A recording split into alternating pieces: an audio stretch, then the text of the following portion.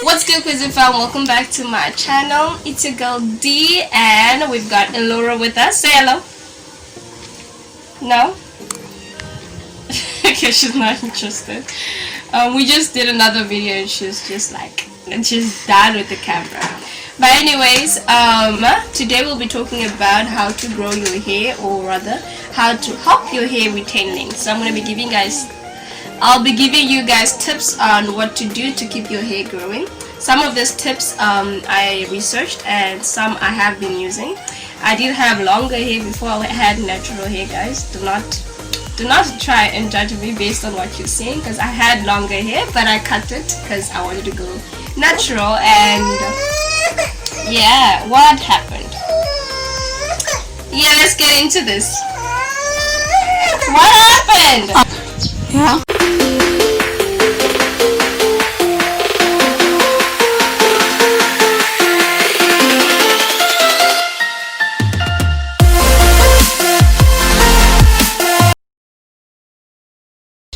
Okay, so tip number one is we need to avoid touching it a lot.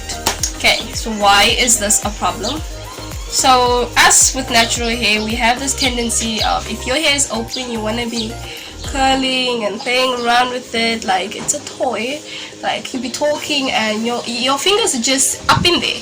Like, you need to avoid doing that, because the more you touch it, the more you're stripping its moisture away, because the moisture is getting into your hands, and then it gets dry and then it breaks. So the first tip is to avoid touching it a lot. Like, if you can avoid touching it when you don't need to. Tip number two, try and avoid touching it whenever you don't need to be touching it. What do I mean by that? So with low manipulation hairstyles, you wanna have things like this, or twist outs, or flat twists, or what do they call them straight backs, cornrows. Like, so basically anything that will not need you to touch your hair again. So things like what do they call them, wash and goes. Like with wash and goes, you gotta always manipulate your hair like on a daily, because you wanna have to re-moisturize every morning and make it look popping and all of that. So whatever hairstyle that you do that does not need you to always constantly be in your hair is a low manipulation hairstyle. It goes hand in hand with the first one of avoiding touch it. So the whole purpose of it is to avoid having to touch your hair on a constant or frequent basis, and just not manipulating it too much to avoid having to break, brush, or recomb your hair. So hairstyles that do not involve a lot of that. Number three, you need to deep condition your hair often. Yeah, this is something I've been slacking on, but I'm working on it. So you gotta deep condition often. Like, what do I mean by often? Like, deep condition at least every 3 weeks. Once or twice a month is good. But if you like have the box braids, or your hair is done, you don't really need to condition your hair, because I mean, you can like just you put conditioner and you wash it. Like, you're gonna condition your hair every time you wash your hair, but you don't have to deep condition your hair every time you wash your hair. So try and deep condition your hair at least every 3 weeks, once a month type of vibe, sometimes twice a month. But yeah, try and deep condition your hair often, and don't like leave it undeep conditioned. I know that's not a word, do not judge me, but try to deep condition try to avoid only deep conditioning your hair once every 2 months or so, or even once a year. Yeah. Okay, number four, avoid shampooing often. Like, yeah, we gotta wash our hair, it's gotta look clean and all of that, but shampoos like take away everything from your hair, because I mean, it's washing everything that's inside. It takes also from the moisture, it makes it more dry and all of that. So try and avoid having to shampoo your hair. Like, you can wash your hair with just water and conditioner. You don't have to always use shampoo unless like your hair is dirty.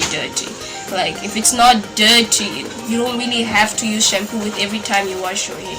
Like, just try avoid using shampoos, because it eats away at your moisture and your hair's ability to keep its own moisture. The next one is to trim when necessary. So remember that to retain length, you gotta trim your hair. Unfortunately, I know it doesn't make sense because you're cutting your hair while you're trying to grow your hair, but when your hair got split ends and you avoid trimming it just because you want length, it's gonna end up breaking because it's no longer healthy at the tips, and if your tips are not working out, then everything is gonna break eventually. And the thing with split ends is that over time they just grow, like they go up your shaft, your hair shaft, and you end up having to cut more hair at a later stage than if you had trimmed it when you needed to. So trim when necessary. Whenever you feel like your ends are not like doing the things that they need to do, trim them. Like just cut the little tiny bits that are not working. Like it's not really that deep, because it's gonna help you along the way. And don't forget to always put extra attention to your tips when you're moisturizing, because that's the oldest part of your hair, and the more moisturized it is, the less it will be prone to like things like split ends, and then you can also avoid trimming because they're not damaged. Next one is avoid tight hairstyles. Yeah, us black people have a problem with this one, because when you go to the hairstylist and they just want to be pulling on your hair, like they want to be taking everything, including your baby hair and everything, and then you end up looking like, I don't know. So avoid tight hairstyles, like, because they pull your hair from the tips. Nah, man, just let your hair be able to breathe. Like, it's even what you call them, the slow sleek buns, or what when you're trying to get that sleek look. Like, okay, I'm not guilty of this because I avoid anything that's gonna cause me any pain. So try and avoid those hairstyles, especially when you're still in the very beginning stages of your hair journey, because you're still trying to grow. You don't want to lose the little that you already have just because you want to get that sleek look. Like, appreciate the journey, like appreciate the phase that you're in with your hair, because also once it's grown, like you might not want to go back. So enjoy the journey, like regardless of that awkward length that you are in, like pop it. Like there's hairstyles for that nowadays. Like there's all sorts of hairstyles, like you can search them up for any type of length. Like just look up for this hairstyle. It doesn't need to have to be that slick, tight, painful look that you're going for. Like, but if you do want that, we're not saying don't do them, we're just saying avoid having those too much. Next one is dyeing your hair. But I don't know what number we're at, but dyeing your hair, okay, I guess nowadays there's dyes for natural hair, but what you want to do is there's damage that does come with dyeing your hair over time. So you want to avoid, one, doing it often, and two, doing it earlier on, like while your hair's still, like if you're gonna do it, like do it once in a blue moon, and when your hair's at a length that you are more happy with, so that if side effects do come from the dye that you use, then you know that you're not losing too much of your hair to the point whereby you have this big regret and your venting session and all of that stuff. Like just if you can, avoid dyeing your hair until you are at a place whereby you're happy with the length of your hair, or just look out for what type of dye you're using for your hair and how frequently you are dyeing your hair. Cool. Another thing is something that we should all know, especially if you are on a natural hair journey, is having a silk bonnet. So or a silk bonnet or a silk scarf, anything that you're using to tie up your hair, or silk pillowcase, whatever the case may be, because when you're not using something that's silk, or I forgot the other word, satin, if it's not that, then it eats up your moisture, like it sucks the moisture out of your hair. I don't know how, but those other materials all suck at your moisture, and then you slept with your hair moisturized, but you're waking with them looking like you didn't moisturize them. So what you want to do is invest in a silk bonnet or a silk scarf or silk pillowcase, whichever one suits your fancy, you go for it. Another one is we shouldn't neglect our baby hairs. Cool.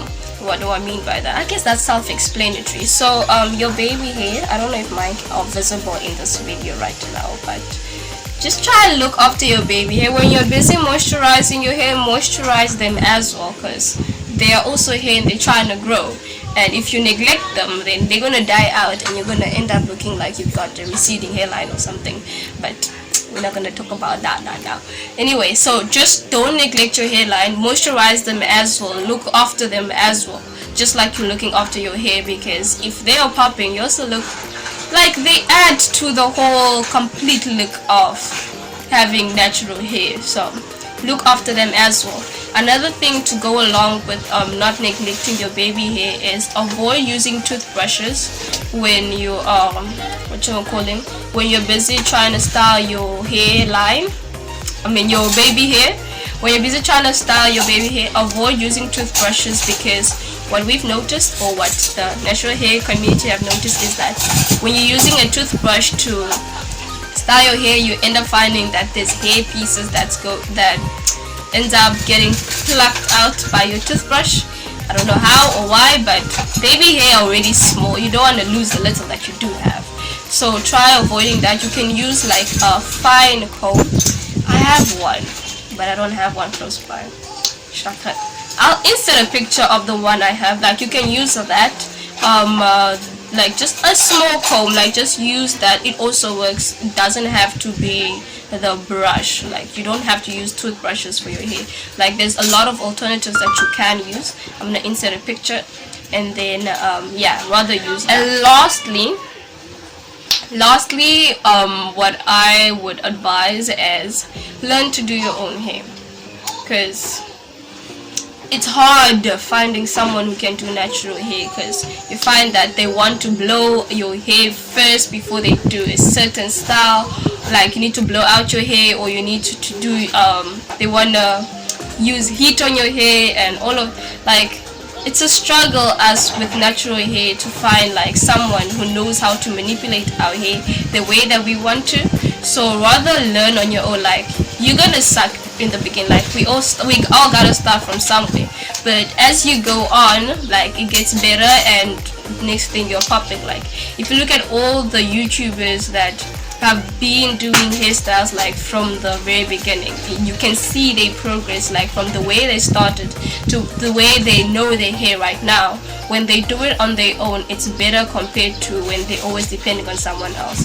And always, like, I mean, it's better for you to mess up your own hair than someone else messing up your own hair, I feel, because I don't know, I feel like I don't know, I just feel like when it's someone else, you're more upset because you paid for the service. You paid for the service, and this is what you're getting, and you're not happy, not satisfied. And if you do it your own self, you can always like be like, okay, I don't like what I'm seeing, I can always undo it or do something else, and all of that. I feel like when you're doing it yourself, it's always better. But yeah, that's just my little 2 cents. I want y'all to remember that every natural hair journey is different. So do not try and compare your natural hair journey to someone else's natural hair journey, because there's a lot of factors that come into play when it comes to hair growth. Things like genetics, which products they use. Like, a product could be working for someone else but not be working for your hair. Like, you always gotta experiment with these things to find out what works for you. And guys, everyone's hair grows. Like, remember, everyone's hair is constantly growing. The problem is hair retention, like being able to retain the length. So just do what you can to get to where you need to, and stop comparing. Like, run your own race, compare yourself to yourself, like where you've come from to where you are right now. But yeah, I really hope you guys found this video helpful. If you did, do give it a thumbs up. Don't forget to subscribe to the channel and turn on your post notifications so you get notified each time I post a new video. Until next time, y'all. Bye.